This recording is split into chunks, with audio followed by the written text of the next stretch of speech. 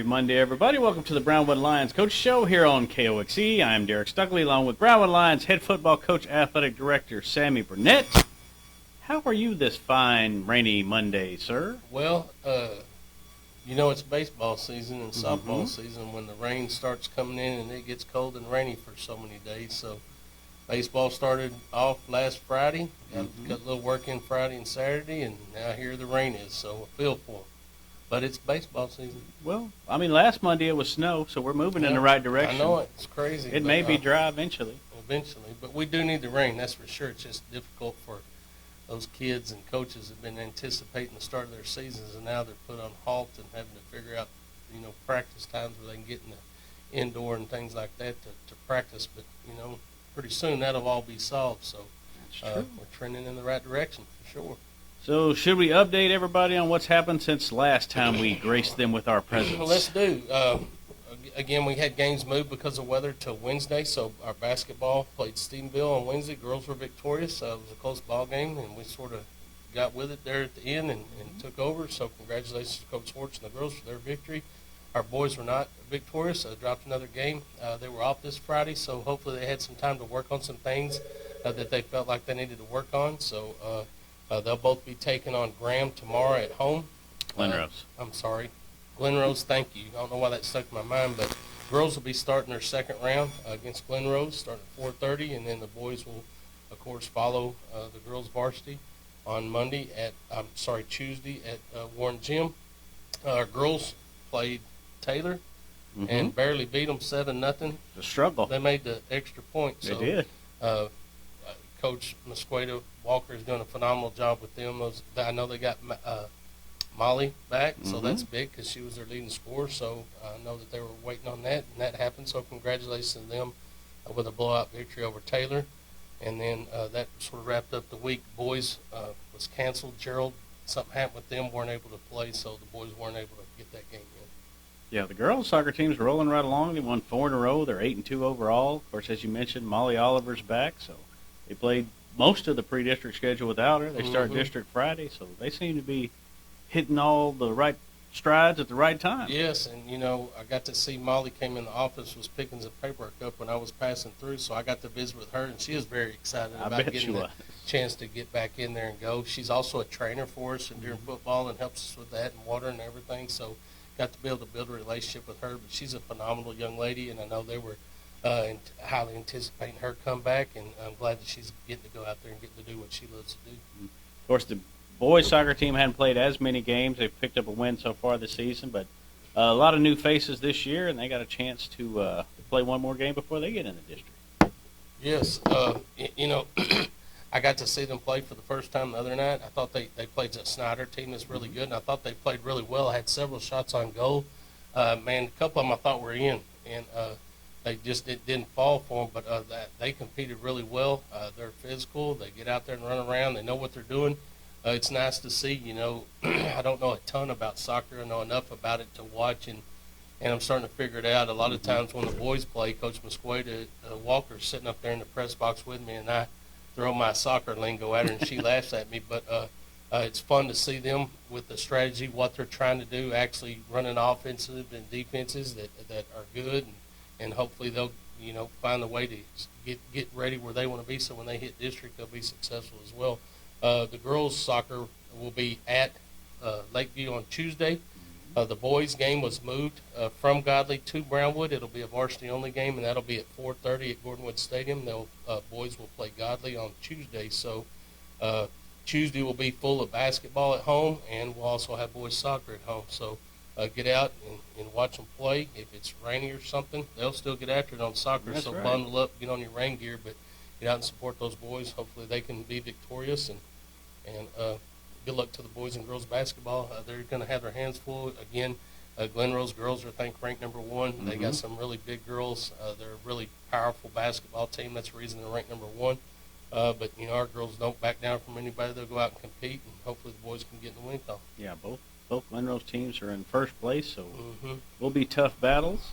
What else is going on, Coach? Well, we Wednesday's open, of course, but on Thursday, our powerlifting teams will go to Ballinger. That'll be their first. They have 3 meets before they go to regional. So that'll be their first opportunity to get out there. And it's a blessing and a curse at the same time. You can only take so many kids. I think you can take 11.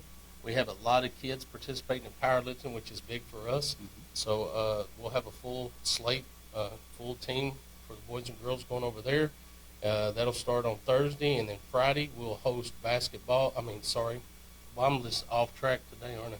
Boys and girls basketball will be at Mineral Wells, starting at 4:30. Our girls soccer team will be at Lampasas. That has been moved to a varsity game only.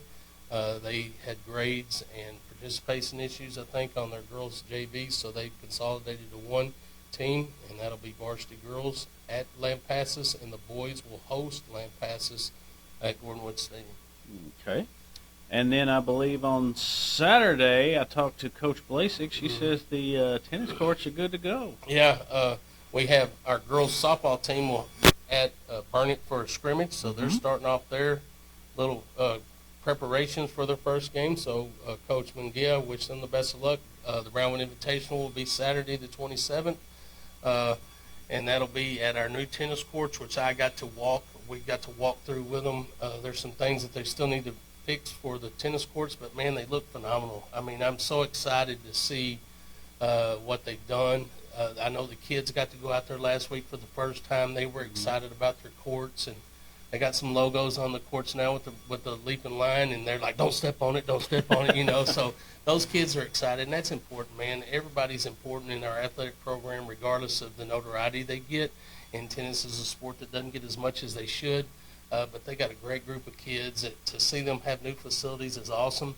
There's still some things being done with the pavilion part of it and the seating part of it, but once that's totally finished, we're going to have a great place to sit and watch tennis on a very good court. So I'm really excited about them, and they're excited about getting out there and play on it, but they look really good. So that's a big deal for them as well. Yeah, we'll definitely swing by there, get some pictures of the new court. May even have a story this week on Coach Blasik and her thoughts on the court and the spring season and all that good stuff. You know, she's actually was home today. She's down, I guess, not feeling too good, maybe had the flu or something, so hopefully she'll bounce back. She's a fire plug anyway, so I'm sure she'll be back. She's got till Saturday to recover. She got some recovery time. I do want to mention that Monday, because they'll be playing, and we won't get to mention that, but our boys and girls golf team will be going to Lampasas for their first tournament, so I wish them the best of luck. So as you can tell, everything's in full swing now. We got basketball going, starting the second round, and starting right in the middle of the first round for the boys. We got baseball and softball kicked off. We got powerlifting kicked off, and golf is ready to go. So we're in full swing in the spring, so that's a big deal, and a lot of activities to see and do, and get out there and watch our kids who work really hard, perfecting their craft for what's coming up. I do want to mention also we have the football banquet on Monday at Coggin Avenue Baptist Church Annex, and that'll be at 6:30. So if you're planning on doing that, you need to get a ticket from Ms. Hasso to do that. If you want to eat, if you just want to come and watch the banquet, you're more than welcome to do that. You don't have to have a ticket to do that, but you do have to purchase a ticket if you want to eat the meal. Okay. Anything else football-wise we need to talk about? Yes. Usually at the banquet, I like to acknowledge the awards that our kids have received, the individual awards. There's so many. I can't keep up with them. Yes. I'm doing the best I can, so I've got to find a new strategy to just acknowledge that at the banquet. But again, I mean, you got Big Country Blitz. You got Carl Padilla that hadn't come out yet. You have Big Country Preps. You have Abilene Reporter News. So some more accolades coming off that. Big Country Preps, which I really like because they select one person. It's a true all-star team.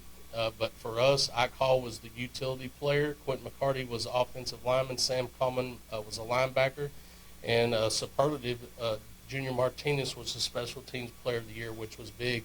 In the same lines, as you go farther down, they have a Rising Star team, which is basically freshman and sophomore kids that did a great job through their first season. And Carson O was a member of that Rising Star team. And then Zach Zabecki, there's a True Grit team, which is just kids that go out there and they've overcome adversity or obstacles and played a vital part of their team and just showed for us what it means to be a Brownwood Lion. And we have a representative there, Zach Zabecki. I mean, his story is amazing. I mean, you're talking about a kid that was on the combined team as a junior, and then moved up to the JV, and then earned a starting spot on the JV, and actually played some special teams for us on the varsity as a junior. And then coming into his senior year, we thought he would fill a role somewhere and be a backup guy, but worked his way into a starting position and just did a phenomenal job. I mean, he's a phenomenal kid. We have a lot of phenomenal kids, but I mean, he's a kid that never let adversity bother him. He just kept pushing for his goal and reached his goal. And as everybody knows, at one of the biggest spots of a ball game in the third round, he makes an interception and returns it 95 yards for a touchdown. And after that happened, of course, it solidified the game for us. And to see that it was him and how he responded and how his teammates responded to him, knowing that he faced a lot of adversity as he was coming up, to see him have that success was really big. So congratulations for them for that. And him receiving that True Grit Team Award. And then iCall, which is a big deal. Abilene Reporter News was the Player of the Year. And that's about as high accolade as you could get. So those awards are still coming in for them. I'm proud of them. I'm happy for them. They've earned the right to receive those. So it's nice to see that other people respect them enough to put them in those categories. So congratulations to those young men. Yeah, all very deserving. Great season, and of course the football banquet is always a great event every year. Absolutely. I look forward to it. It's a little stressful, but it is what it is. You embrace it. It's an opportunity to get all of our kids recognized from freshmen all the way up to varsity. Try to do it in a timely manner to where people aren't just wore out. So I have a goal this year not to drag out too long, so I'm working on that plan. Got my handkerchief ready. It's going to be a tough night for me because that senior group is really special. All those senior groups are special. Every year you have to say goodbye to those seniors, and it's a big deal. But this group of seniors started with us from the very get-go and have gone through the program, and to watch what they've done and to see how they've persevered through that and set the examples for those that are following it is a big deal to me. So I'm really proud of them. Yeah, that's again next Monday night. Anything else we need to talk about today, Coach? Did we hit everything? I think we hit everything. Let me run through the schedule again to see if I can do it better Okay. for everyone listening, just to make sure that we're on the same page. Our boys and girls basketball will host Glen Rose at Warren Gym on Tuesday. Our girls soccer team will go to San Angelo Lakeview. Our boys will host Godley at 4:30 at Gordonwood Stadium. On Thursday, our powerlifting season kicks off at Ballinger. Friday, we'll be on the road again basketball at Mineral Wells. Our girls soccer team will go to Lampasas. Our boys will host again at Gordonwood Stadium on Friday. Softball will kick off their scrimmage season on Saturday at Burnett. We'll host the Brownwood Invitational Tennis. And then boys and girls golf will be at Lampasas on Monday, again, and the banquet as well. So, again, we are in full swing. Yeah, from now until, mid-May? It's Yep. something all the time. Be running and gunning, boy. Definitely. That means we'll become closer and closer because I usually see you at all those events. I'm going to start calling you Coach Stuckey. We may see enough of each other as it is already. I don't know that we need to see any more of each other. I don't know. You're pretty good company. Oh, well, thanks. You're not too Until it bad. gets cold and I go sit up in Yeah, that's press true. box. Where'd he go? Kind of reminds me of somebody else in the cold and the rain that's always going to help and Oh, that's funny. never can find her. But anyway, When I get cold, I got to get somewhere warm. in so a hurry, I go too. sit up in Yeah, the press just box. vanish like a magic trick. I'm sorry, Stuckey. It's all right. It's okay. Anything else we need to Yeah. talk about today? Before it gets too crazy, let's thank those sponsors. Auto Glass Magic, Burner Auto Group, Syntex Body and Paint, Syntex Equipment Sales, Citizens National Bank, Dan Hill Containers, Dr. Bon Young, Dr. Pepper Bottling Company, Edward Jones Investments, Hendrick Medical, Howie Enterprises, Humphrey Pete's, Heartland Funeral Home, Landmark Admin, MC Bank, Painter Johnson Associates, Smith & Sharp Agency, Sonic Drive-In, Stanley Chrysler, Texas Bank, Weldon Wilson Electric, Western Bank, and Willie's Teas.